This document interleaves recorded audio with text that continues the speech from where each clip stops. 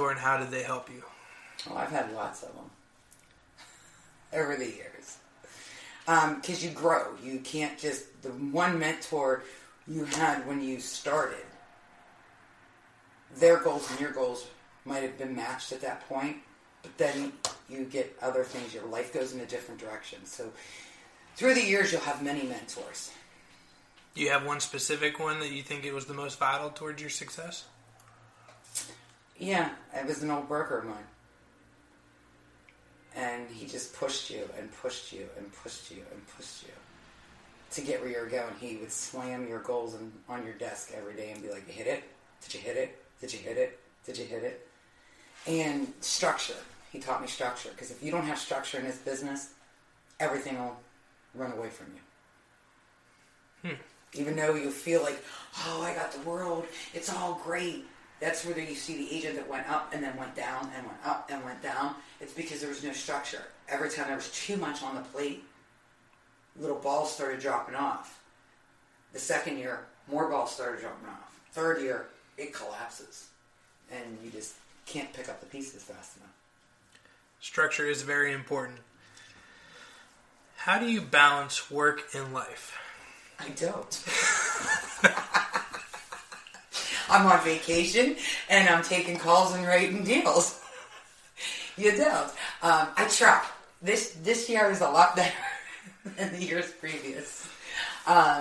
It's hard to structure it because you can let a phone call go while you're at dinner with your family, but it's still an urgent call or something that still needs to be taken care of. So, yeah, you might have your family time. Now I'll go to bed and guess what you get to do? Stay up and work. There you go. That's what I'm doing once my family goes to bed. Right. So it's kind of hard to balance it. And anybody that says that they can, I'd love for them to give me a call and tell me how. Because it's impossible. If you were a brand new agent starting today, knowing what we're dealing with our technology and how the industry is, how would you build your business from scratch?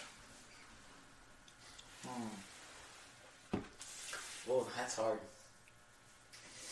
Brand new agent today that needs to start. Well, I probably would find somebody that knew what they were doing and say, how can you help me and what can I do for you to get that knowledge? Whether I had to run their flyers, pick up their laundry if that's what they needed.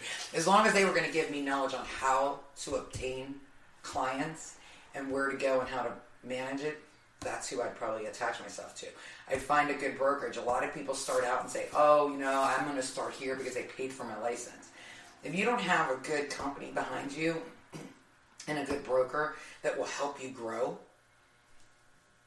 all you're going to do is sit in the office and spin your wheels and have the coffee breaks with everybody, and they're all talking about the last person they just did a transaction with that was so nasty, or the client that was crazy. And it's called Gossip Center. Even when you're in an office, I go to the office every single day. My door gets shut. I don't want to talk to anybody. When I come out, I'll talk to you. When I'm inside, I'm not. So, if you're a new agent, you have to come in with the understanding that unless you have a huge database that wants to buy houses today, you're going to be grinding. And as long as you're willing to grind and make the cold calls and put out the flyers and do whatever it takes to get where you want to be.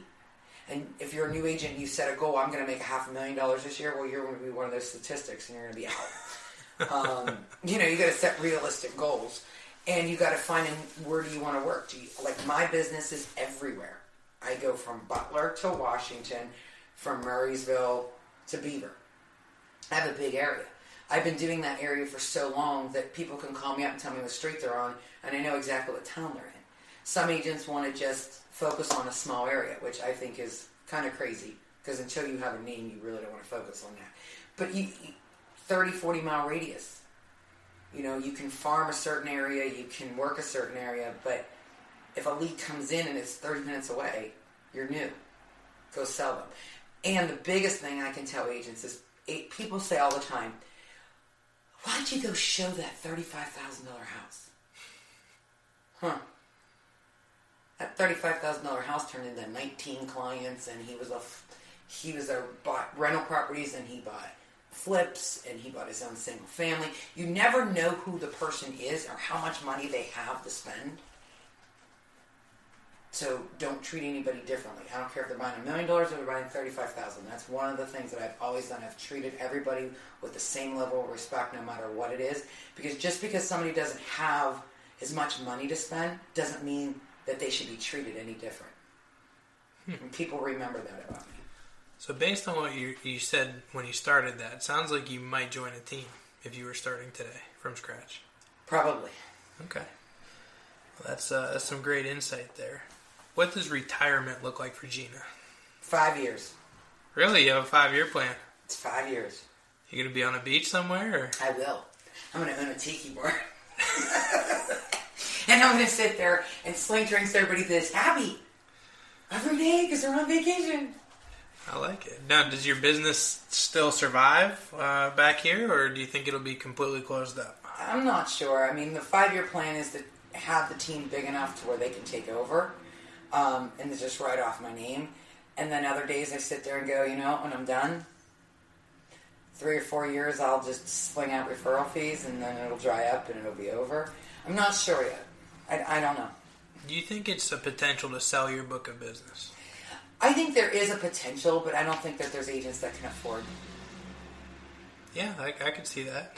to buy the book. And if you're only going to make a small percentage, what's the point of selling the book when you can just pass out referrals and make just as much? Yeah, that's a very good insight. I didn't even think about passing out referrals. If you could have done one thing differently in your career, what would it have been? Never build a team. I did not expect that answer. I'm not going to lie. I keep getting you, don't I? Yeah, you do. Why did you think that I wouldn't say that? I don't know, because your team is so successful, and obviously they help you continue to grow and continue to strive for greatness. Yeah, but you also have to manage them all. No, I shouldn't say that. My team's great. I just think if I would have kept on the path that I was at, I would have eventually got here singly. I got here a little bit faster with the team, so it's been great as far as that goes. So outside of that, one thing that what was the question? Regret. You regret in your career that you would do over, you would change.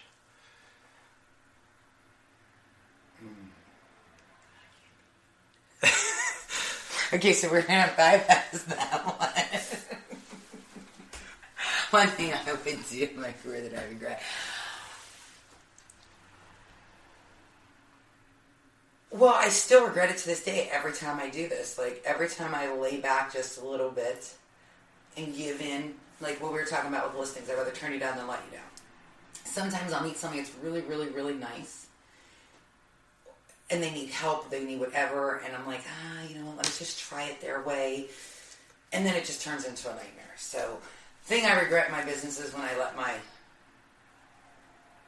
my knowledge not take me to where it needs to be. Just, I give in a little bit, and it just always seems to be a mess if I do. I find myself doing that with short sales. I always say I'll never do another short sale, and then I get somebody in front of me that needs help, and I'm just like, all right, I'll do another short sale. I'll remember that because I'll send them to you because I'm not doing it. They are a pain. I don't do foreclosures anymore either. Really? No foreclosures? I used to. Why is that? It's just too much paperwork for nothing. I mean, most of the foreclosures that are out there, they're so dilapidated. They're so bad. 90% of them, if one of my flippers absolutely wants one and they're going to turn around and resell it, I may have somebody from the team write it. But they're not what they used to be. Foreclosure used to be, you could get a great deal, make a lot of money on it. Now, they're not great deals anymore. And to go through all that paperwork up front, just to hear, oh, your offer didn't get accepted, yeah, I'll just find that person a better house. So how do you find your clients great deals then if you don't do foreclosures? A lot of wholesalers. Really? Yeah, wholesalers got a lot of deals, better than any foreclosure out there. Wow. If they like a particular neighborhood, I just go find the crappy houses in the neighborhood, knock on doors, and offer them money. Well, there you go. That's a good way to do it. It goes back to your door knocking, right? Well, it does. It goes back to door knocking. Even when you can't find a client house, like inventory's down right now. I have found 14 houses so far this year by knocking on doors in neighborhoods where my clients want to live. And I just say, are you interested in selling? I have a buyer. Wow. If you're interested in selling, I need to make an appointment on Saturday between this time and this time. I need to walk them through. I've never even thought to do that. And I have found many houses for people. That's amazing. Turn over the stones. Well, Gina, you've been really great today. I have 5 more questions for you that I ask the same people every time. Oh, Lord. And and I know it's going to be just as entertaining, if not more, because I have Gina sitting in front of me. So, what is your favorite technology tool? My phone. Your phone. Why is that? Because I can control it. Okay. No, because it has everything. It has the internet. It has all your contacts. It has your emails. It has everything you need to do business with in your palm of your hand. Yeah, that pretty much is it. I mean, we don't do business beyond a computer too much these days. Right. What's your favorite real estate book? Go for no. Go for no. Who wrote that? Do you know? I don't. Okay. I've read it a couple times too. But what it is it's not even a real estate book. It's about copiers. Really? But it's teaching you how to go for no because you have to get so many no's to get a yes. Yeah. And you don't know how to get a yes until you've had so many no's and know what you're saying wrong. So go for no. Go for no. That is one I have not read, and I'm going to put it on my list now. If you were not an agent today, what would you be? Probably an FBI agent. An FBI agent. Why is that? Because I just like everything about, like, NCIS, Abby, the girl that just finds why and all the pieces and solves it. You know what's funny? But I'd probably be in jail because if I had to say, no, you made me chase you as a serial killer for 10 years and I finally found you. I'd be so pissed you made me chase you for so long. I'd probably kill you and end up in jail myself. Okay. Hey, you said it was going to be entertaining. I did. Well, the funny thing is you're my third episode, and episode 2 also said that they would be a detective or some kind of a crime solver, but he said because that's all we do is we solve problems, and that's what I like doing. Well, and that's true. So that's weird. Out of 3 episodes, I got 2 out of the 3 said the same exact thing. Only yours just took it a whole nother level. What is your favorite hobby? I mean, I don't know. I mean, it used to be the gym, but I'm so busy anymore, I don't go anymore. So, my favorite hobby is probably just going on vacation, different places, like finding different exotic places to go. So traveling. Yeah, traveling. Okay, well that leads us to the last question. What's your dream vacation? Never coming home. Just anywhere and just don't come home. Anywhere? Just don't come home. No, I mean, like, 2 weeks from now we'll be in Jamaica. Earlier this year we were in, where'd we go? Punta Cana, I think. You know, we're just always somewhere different. So, I mean, my dream vacation, I don't know if I have one. Probably already done it from the sounds of it. I mean, I travel so much and go different places that as soon as I want to go somewhere different, I just book it and go. So, wow, that's truly amazing, and I hope I can be as successful as you are someday. So, thank you for coming in and sitting down with me and taking the time out of your day. You're welcome. Thanks, Gina. Bye. Well, Realtor Nation, another great interview. Gina was fantastic. I hope you learned a lot, as did I. For all of our content, please visit our website, dhrea.com/learn. Until next time, this is Ian Hoover with the Deacon Hoover Radio Network signing off.